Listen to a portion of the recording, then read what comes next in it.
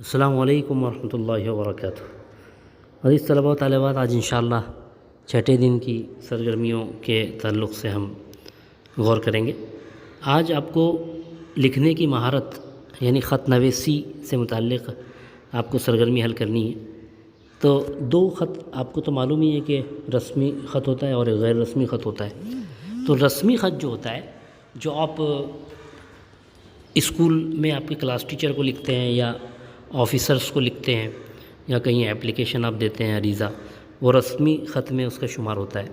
اور جب آپ اپنے ذاتی خط جو لکھتے ہیں آپ اپنے والد کو، دوستوں کو اور اپنے بہن بھائیوں کو، تو یہ ذاتی خط غیر رسمی خط میں آتا ہے۔ تو اب اس کو لکھنے کا طریقہ کیا ہے؟ تو اب اس کو لکھنے کا طریقہ یہاں پہ دیا ہوا ہے۔ ایک رسمی خط کی مثال دی ہوئی ہے آپ کے سامنے۔ آپ نے اپنے کلاس ٹیچر کے نام آپ کو ایک عریضہ لکھنا ہے، ایک اپلیکیشن دینا ہے، اور اس میں آپ کو یہ بتانا ہے کہ والدہ کی علالت کی وجہ بیان کر کے تعطیل کے لیے گزارش کیجیے۔ والدہ کی طبیعت ناساز ہے جس کے لیے آپ کو چھٹی درکار ہے۔ تو اس میں طریقہ کیا ہے؟ آپ تھوڑا غور کریں۔ اس میں جو ہے آپ کو تین چیزیں یہاں نظر آ رہی ہیں۔ اوپر آپ کو تاریخ نظر آ رہی ہے، نیچے نام ہے اور اس کے نیچے پتہ ہے۔ تو یہ آپ ترتیب سے پہلے لکھیں گے۔ پہلے آپ نام بھی لکھ سکتے ہیں، لیکن جب یہاں آپ کو جو ترتیب دی گئی آپ اس اعتبار سے لکھیں۔ پہلے تاریخ لکھیں، پھر اس کے بعد نام لکھیں، اس کے بعد پتہ لکھیں۔ یہ تین چیزیں لکھنے کے بعد آپ محترم عالی جناب لکھیں گے۔ یہاں مقصد آیا تو مقصد ہم نیچے لکھیں گے، مقصد تحریر یعنی ہم کیوں لکھنا چاہ رہے ہیں یہ نیچے لکھیں گے۔ پہلے یہ لکھنے کے بعد ہم کس کو خط لکھنا ہے۔ یہ تو خط لکھنے والے کے بارے میں اوپر ہم نے دیکھا، تاریخ، لکھنے والے کا نام اور پتہ۔ اب ہم اس کے نیچے ہم لکھیں گے کس کو خط لکھنا ہے۔ تو محترم عالی جناب، چونکہ ہم بڑے کو خط لکھ رہے ہیں تو محترم عالی جناب استاد محترم۔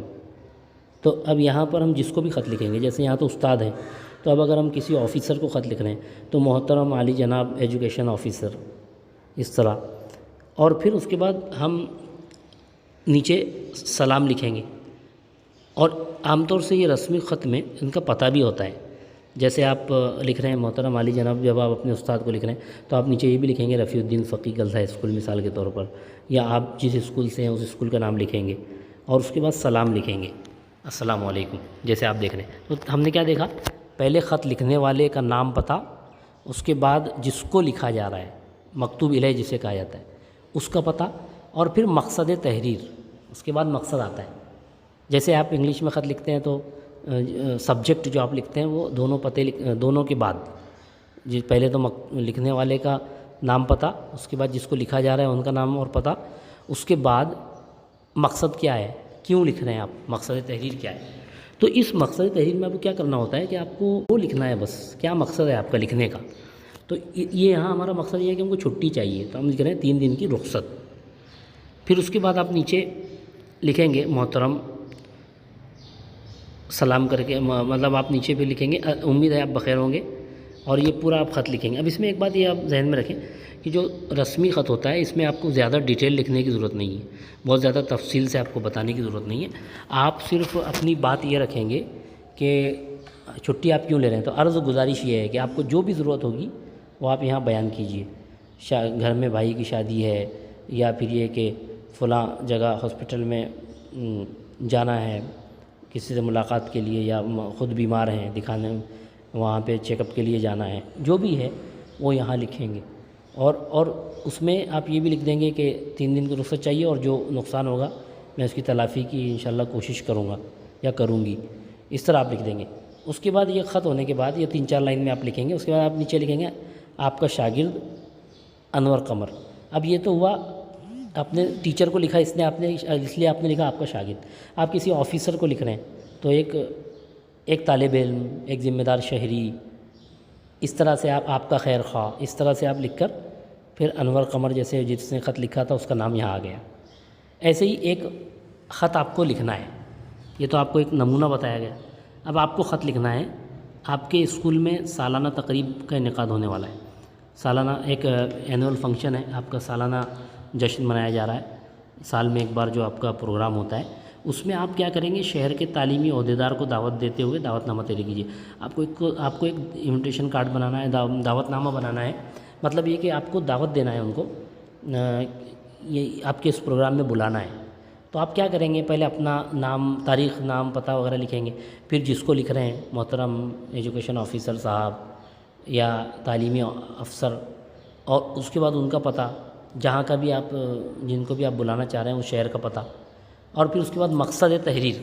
تو آپ مقصد تحریر میں کیا لکھیں گے، یہاں جو دیا ہوا ہے آپ کو، آپ کے سالانہ تقریب کے بارے میں لکھا ہوا ہے، تو سالانہ تقریب میں شرکت کے لیے اس طرح آپ مقصد لکھ سکتے ہیں۔ اور اس کے بعد آپ پھر نیچے لکھیں گے کہ آپ کا وہ کب ہونے والا ہے، اور کب، مطلب آپ ان کو دعوت دے رہے ہیں کہ آپ تشریف لائیے اس پروگرام میں، اور پھر آپ نیچے لکھ دیں گے طالب علم، یا آپ لکھیں گے کہ آپ ایک ذمہ دار شہری، یا آپ وہ لکھ کر آپ پھر آپ کا اپنا نام یا پھر الف ب ج لکھیں گے۔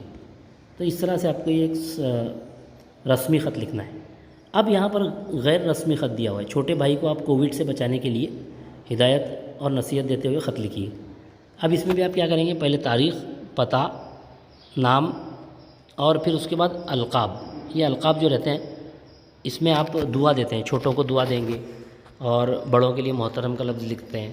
سلامت باشد جو ہے، آپ نے یہ دعا دی گویا۔ اور اس کے بعد آپ یہ جو غیر رسمی خط لکھیں گے، آپ اس میں کیا کریں گے، تھوڑا سا اس میں یہ خط تھوڑا طویل ہوتا ہے، آپ کو تھوڑا، آپ پہلے پیراگراف میں آپ خیر خیریت پوچھیں گے، پھر دوسرے پیراگراف میں آپ وجہ لکھیں گے، آپ نے کیوں خط لکھا ہے، اور اس میں آپ بتائیں گے سب، کووڈ-19 کے بارے میں سب بتائیں گے، اور اس سے بچنے کے لیے کیا آپ نصیحت کرنا چاہتے ہیں چھوٹے بھائی کو، آپ سب لکھیں گے۔ تو یہ تو یہاں دیا ہوا ہے، آپ کو یہ پڑھنا ہے، اچھے سے آپ پڑھیے اس کو، یہ سب یہاں دیا ہوا ہے۔ اور اس کے بعد خدا حافظ، دعا گو تمہاری بہن، تو یہاں الف ب ج جیسے لکھا ہوا ہے، دیکھتے ہیں۔ تو اس طرح یہ خط کا ایک نمونہ آپ کو دیا ہوا ہے، ویسے ہی آپ کو ایک خط تیار کرنا ہے، اور اس میں خط کس کو لکھنا ہے، دوست یا سہیلی کے نام خط لکھنا ہے، تو اسے تقریری مقابلے میں اول انعام حاصل کرنے پر مبارکباد دینا ہے آپ کو، یعنی آپ کے دوست یا آپ کے سہیلی یا آپ کے دوست کو تقریری مقابلے میں اول انعام ملا ہے، آپ اس کو مبارکباد دیں گے۔ اس کو تہنیتی خط بھی کہتے ہیں، مبارکباد کا خط ہے یہ۔ تو ویسے ہی کریں گے آپ، پہلے تاریخ، نام، پتہ وغیرہ لکھیں گے، اس کے بعد القاب لکھیں گے، عزیز سہیلی یا عزیز دوست، اس کے بعد سلام لکھیں گے، اور پھر اپنا خط لکھیں گے۔